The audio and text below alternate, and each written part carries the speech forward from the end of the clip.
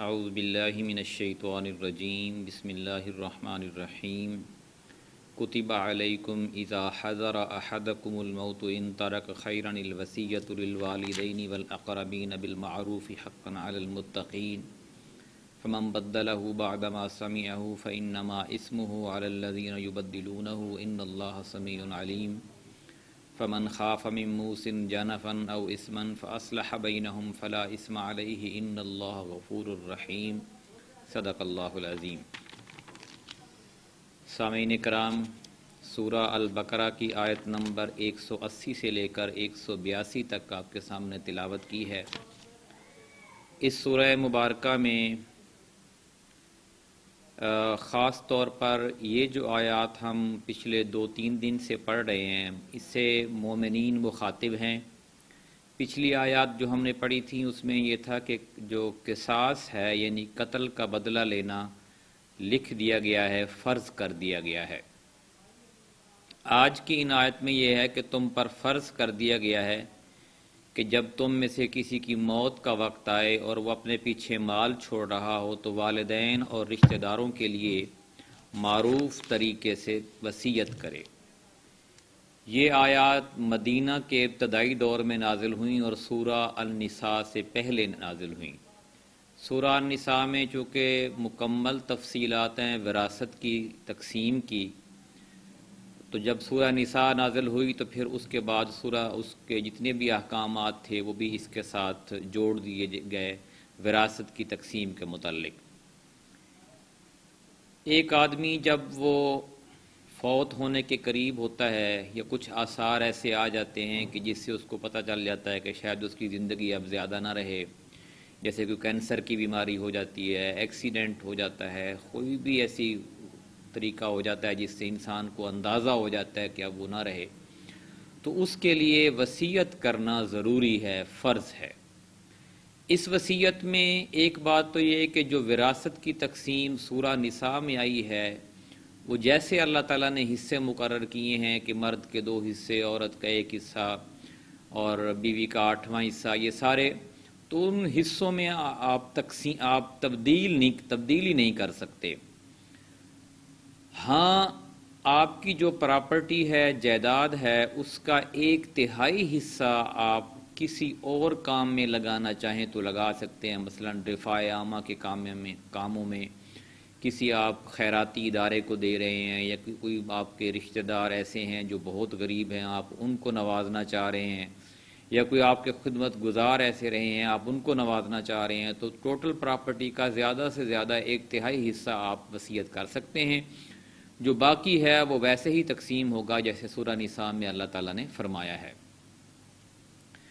دوسری بات اس آیت کی جو اہمیت کی ہے وہ یہ کہ اکثر اوقات ایسا ہوتا ہے کہ بیٹا پہلے فوت ہو جاتا ہے اور باپ بعد میں ہوتا ہے، تو اس بیٹے کی جو پہلے فوت ہو جاتا ہے اس کی بھی آگے اولاد ہوتی ہے، یعنی پوتے پوتیاں ہوتی ہیں، اور یہ بیٹی پہلے فوت ہو جاتی ہے تو اس کی آگے اولاد ہوتی ہے، نواسے نواسیاں، تو ان کی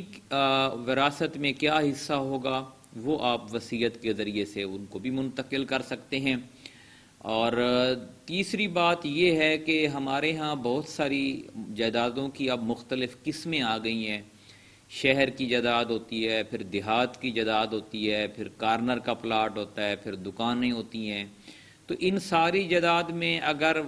بڑا جو ہوتا ہے جس کی یہ جائیداد ہوتی ہے وہ سب کو اکٹھا بٹھا کر ان کو نصیحت کر دے کہ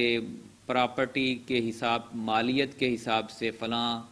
جگہ جو ہے وہ بظاہر یعنی زیادہ بڑی ہے لیکن مالیت اس جگہ کے برابر ہے جو چھوٹی ہے، تو وہ مالیت کے حساب سے حصے جو ہے وہ سورہ نساء کو سامنے رکھتے ہوئے اولاد میں تقسیم کر سکتا ہے۔ اس لیے اس نصیحت کی بہت زیادہ اہمیت ہے وصیت کی، کہ جو ہر انسان کو اپنی موت سے پہلے کرنی چاہیے۔ ترجمہ اس طرح ہے، تم پر فرض کیا گیا ہے کہ جب تم میں سے کسی کی موت کا وقت آئے اور وہ اپنے پیچھے مال چھوڑ رہا ہو تو والدین اور رشتہ داروں کے لیے معروف طریقے سے وصیت کرے، یہ حق ہے متقی لوگوں پر۔ پھر جنہوں نے وصیت سنی اور بعد میں اسے بدل ڈالا تو اس کا گناہ ان بدلنے والوں پر ہوگا۔ اللہ سب کچھ سنتا اور جانتا ہے۔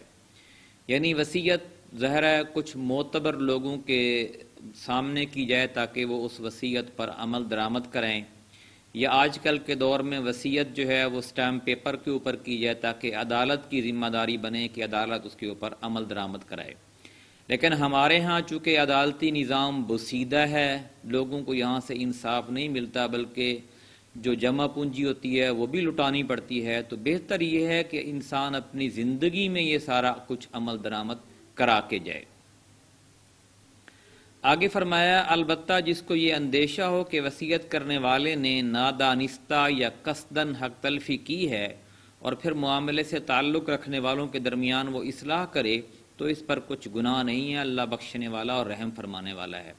مثلا ایک شخص وصیت کرتا ہے، وہ ایک بیٹے کو زیادہ نواز دیتا ہے، دوسرے بیٹے کو بالکل ہی آگ کر دیتا ہے، جائیداد سے فارغ کر دیتا ہے، یا بیٹیوں کا حصہ نہیں رکھتا، تو وہ دوسرے لوگ جن کو زیادہ ملا ہے وہ پہلے تو وہ خود اپنے حصہ جو ان کو زیادہ ملا ہے وہ اپنے دوسرے بہن بھائیوں میں تقسیم کر دیں، نہ کریں تو جن کو نہیں ملا ان کو حق پہنچتا ہے کہ وہ ان سے وصول کریں۔ ہمارے ہاں عدالت کا نظام ہے وصولی کا، لیکن میں نے جیسے پہلے عرض کیا یہ بسیدہ نظام ہے۔ بہت سارے کیس ہم بھی دیکھتے رہتے ہیں کہ لوگ بیچارے رلتے رہتے ہیں، جو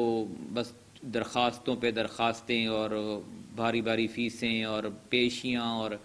روزانہ کی بنیاد پر چکر لگا کر بیچاروں کو کچھ بھی نصیب نہیں ہوتا۔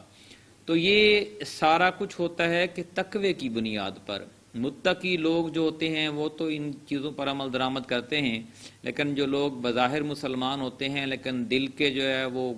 فاسق ہوتے ہیں یا منافق ہوتے ہیں، تو ان لوگوں پر عمل درآمد ظاہر ہے ایک طاقتور سلطنت یا ریاست ہی کروا سکتی ہے، اور وہ بھی جو انصاف کے نظام پر قائم ہو۔ ہماری تو ریاست ظاہر انصاف کے نظام پر قائم نہیں ہے، یہاں پہ تو ہر جگہ چٹی دلالی ہے، ظلم اور ناانصافی ہے۔ تو اس لیے صورتحال میں ہمارے لیے یہ ضروری ہے کہ ہم ایک ایسی ریاست قائم کریں جس سے یہ وصیت پر عمل درآمد بھی ہم کروا سکیں اور جلدی کروا سکیں، اور جائیداد کی جو تقسیم ہے، وراثت کی تقسیم ہے، وہ بھی ایمانداری سے ہم کروا سکیں۔ اللہ تعالیٰ سے دعا ہے کہ ہمیں ایسی اسٹیٹ قائم کرنے کی توفیق عطا فرمائے۔ جزاک اللہ۔